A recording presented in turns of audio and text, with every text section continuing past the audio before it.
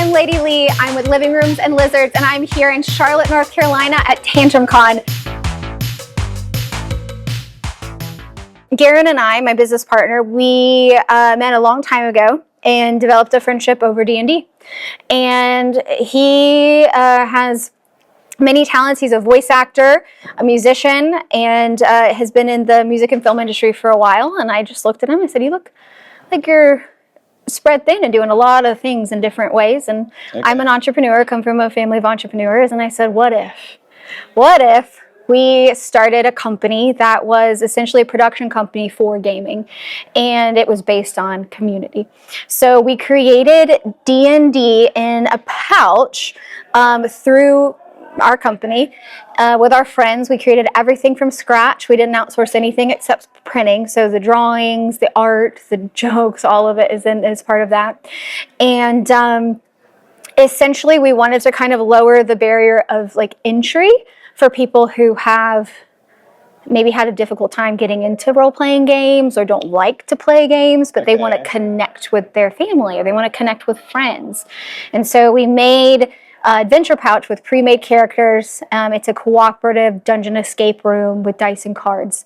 And then we also teach people how to play D&D, but with a more simplified version that we created, and create immersive experiences for people. And the whole point is to get people around a table, create community, and connect. That's awesome. I love that. Thank you.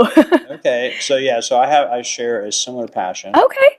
So I'm a game designer. Yeah. This is my game, Burst My Bubble. And this game has a mission. It's a mid-level strategy card game. Okay. But there's no dark tones. The darkest tone in it is probably Mystery Bubble, and you can't really see them on the back. But there are purposely no dark tones in it because I want mom and dad and grandma and grandpa to play a game with the kids instead of them buying a game and saying, "Here's the game you wanted, but I'm not going to play with you." But it's got enough strategy in it to keep the folks engaged that like a layered, thoughtful game. Okay. But grandma and mom and dad that don't like that, if that's the case, not all parents are there. Some parents are more like engineer mind and enjoy that. But there's a lot of folks in my life that are not that way, and it's like twisting their arm to get to play. It's a luck-based game as well. Okay. So you can have extreme luck in this game and do fairly well, but in the end, strategy almost always wins in this game. Okay. It gives you enough edge where you can kind of think your way through and accumulate points better than somebody else can. Okay. But I don't like seeing games that are purchased for folks and then the one that buys the game won't play the game with the person they buy. It seems like part of the gift should be playing the game with them. I love that. Doesn't that, like, if it's not really a great gift if it's like, here's a game but I'm not going to play it with you? Sure. It almost seems mean. I align with that. It's almost like get in the room over there where I don't see you. Here, go. This is like entertain you. Yeah. I really, really value that. I like that. You said, so it's called Burst My Bubble. Yes.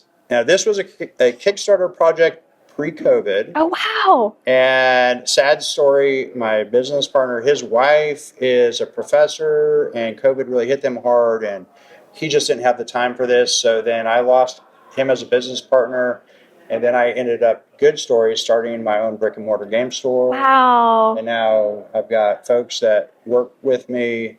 Hunter's my special projects manager. Amazing. And we promote all kinds of projects. We choose a game every month and we promote it in our store, and then we promote it on YouTube. We promote it at events like this. Yeah. So all the games back here, except for this one, are not my own, and they're from other creators. That's amazing. So you're also someone who likes to collaborate. Right. We like to collaborate, and we like, because my struggle that I had with this on penetrating the market, I like to choose projects that aren't there yet. Yeah.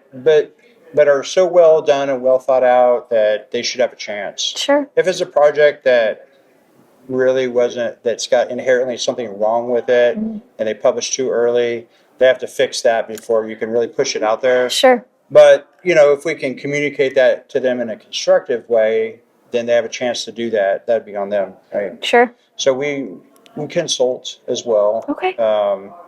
and help folks they have a project and they just need another set of eyes. Sure. So it's kind of like show them, like, what am I not seeing? Yeah, that's So- special. We'll have to talk more. Yeah, for sure. I would love to. So the program you mentioned is our Board Game Society. Okay. It is a monthly subscription service where we pick a new game each month from a small creator, such as Weird Giraffe, Friendly Skeleton, or Jesse Stone. Jesse Stone, who yeah. you slayed him earlier. I slayed him earlier. Yeah, so Jesse Stone made was he second or third? Third. He made our third board game of the month we were promoted. Okay. And then we just kind of continued to develop a relationship with him over that. Anyway, so people sign up, and we send them a new board game from a small creator each month in the mail, as well as little extras we can get from the creators, such as like signed copies, enamel pins, Sure. Kickstarter stretch goals a lot of times. But it's it's a program we like. Yeah. That's amazing. That's amazing. And it helps them clear out that garage full of games that they're selling one or two at a time on Amazon. Sure. So how can people be a part of that? So on our website, which is, are you filming all this? Mm-hmm. Okay, so it's just the 3 W's, daydream-games.com. There's a place for you to subscribe. Okay. You The can become a Board Game Society subscriber. page. Okay. Yep. And then on the Board Game Society page, there's also a place where you can submit a game. Okay. Yeah, very bottom of the page, there's an application there. You send us in a demo copy. We're going to go over it with a fine-tooth comb, and even if they don't fit for this program, because there's price restrictions and other things of that nature, we will find a way. If it's a good project, we're going to find a way to help it. Even if that's just like shouting off a rooftop, "Buy this board game!" It's great. That's awesome. That's amazing. Well, I'm really glad we got to sit down and talk. I really want to stay connected, and I also know that this side of TantrumCon is closing down. We got to I'm ready to reopen for tomorrow. I know, it'll be here tomorrow. It will be. Yeah. How many TantrumCons have you been to? This is our first one. This is your first one. Okay, this is our second, and I tell you, when we walked in, the amount of people that remembered us from last year and were so welcoming and kind and supportive is just amazing. And so I'm already excited for next year. Did you have the sword last year too? Oh yeah. We got armor, sword, we got castle walls. All right. Well, I'm excited for y'all. And oh, thank you. What did I knock off? I need that. You got one too? Yay! Also, feel free to take one or all 3 of those. They have the information about the Board Game Society in the back, and those are done by our in-house artist, Jacob. These are beautiful. Oh, I love this. Thank you. I'm taking this one. You're taking that one? Yeah, All I'm right, taking that's this point one. For Dan. He's Point for Dan. a bit of a competition going on there. Woo! Very good. Okay. Well, y'all are awesome. I'll see you guys around. All right, awesome. Have a good night. All right. Bye.